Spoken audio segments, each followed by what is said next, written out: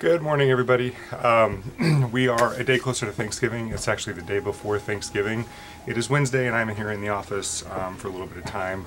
I apologize for there being no post yesterday. I actually shot the video, but I had a hard time with the technical of getting it uploaded on the computer. I tried it three times total, about 4.5 hours of trying to upload this video, and for some reason it wouldn't go on. It kept having an error. So anyway, there's going to be a double post today. This video is to act as yesterday's video, plus I'll do a separate video here in a couple minutes. Yesterday we were talking about gratitude and how important it is to be in the state of gratitude and what you can be thankful for. Today I want to talk a little bit more about why that's important. In my opinion, and in the opinion of the people that I study a lot of, Wayne Dyer, Deepak Chopra, Anthony Robbins, a bunch of Dan Kennedy, a lot of the mentors that I have, they all talk about how gratitude is the missing link for people's success in anything. T. Harv Eker wrote in his book talking about money and respect for money, and he said that one of the problems that people have is they don't have respect for the money that they do get, and one way to show respect for the money that you do get is through gratitude. So, for example, when you get your paycheck, instead of griping and moaning about what your paycheck is, be thankful for that money. Take that money in, take a moment, and give gratitude for the money that you just got. This is a hard thing to do, especially if you're running short on your bills. I know that when we have a slow day here in the office, it's very difficult for me to be thankful for, a small amount of money that came in when I've got, thousands and thousands of dollars of bills sitting over my head. But if you do express that gratitude, you will attract more money into your life.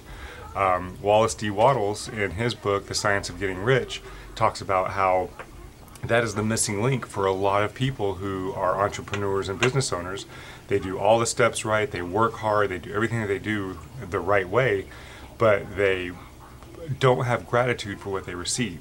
And when they don't have that gratitude, they put out a different energy, vibration, thought process, prayer process, whatever you want to call it.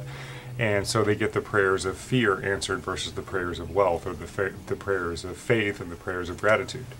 In my opinion, there are two realities. The first reality is the reality where, well, actually, before I say that, let me say that your perception is your reality. It doesn't matter what your perception is, but your perception of what your reality is your actual reality. For example, if two people go to a party and the first person goes to this party, and this is a room, this isn't a bunch of separate rooms, it's just one big room with a party, and there are about 20 or 30 people at this party.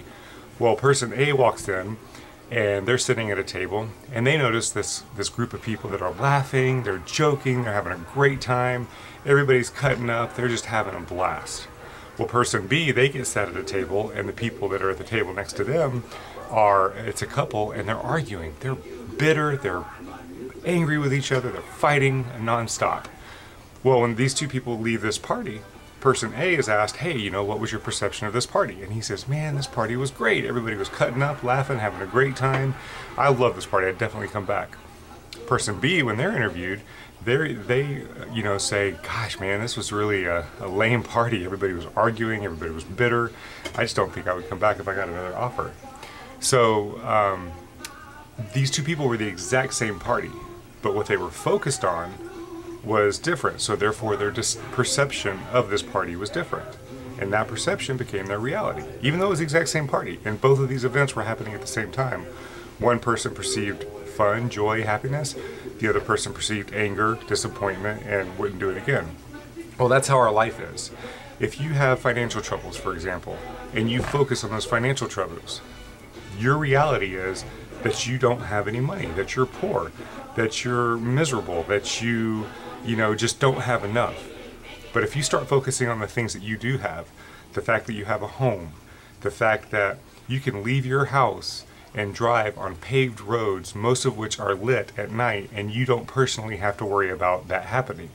If you focus on the fact that, hey, I want to change my life and I don't have the money to go to buy a book, but I've got a public library that's full of knowledge and information that can teach me exactly what I need to do, if you focus on the things that you do have, if you focus on the spouse that loves you, on the kids who are healthy and love you, on the things that you can be grateful for, then your perception and your reality of your life is going to become gratitude, and you're going to feel rich.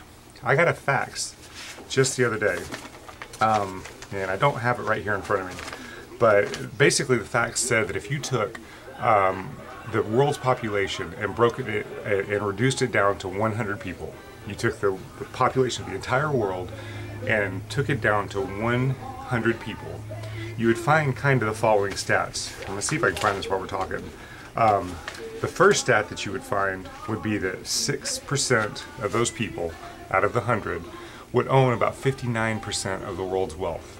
6% would own 59% of the world's wealth, okay?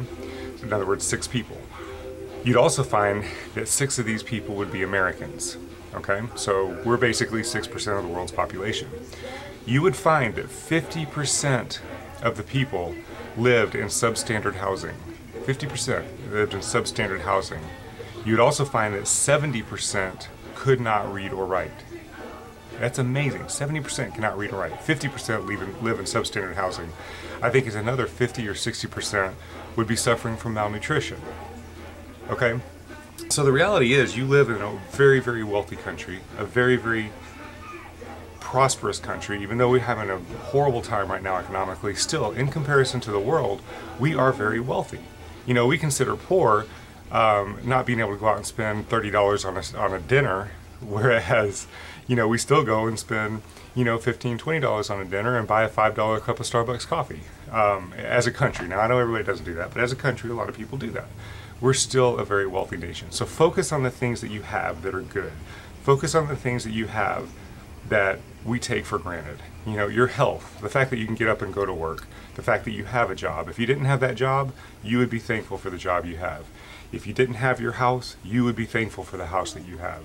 If you didn't have the food in your cabinets, in your refrigerator, you'd be thankful for that food. You'd be thankful for that refrigerator.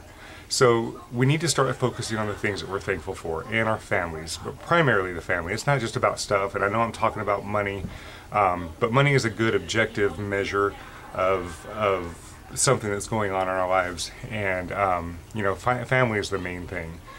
So maintain your focus on gratitude, please. You know, next time we get together, I'm going to teach you something. It's a technique to get yourself in a state of gratitude every day to start the day. Okay?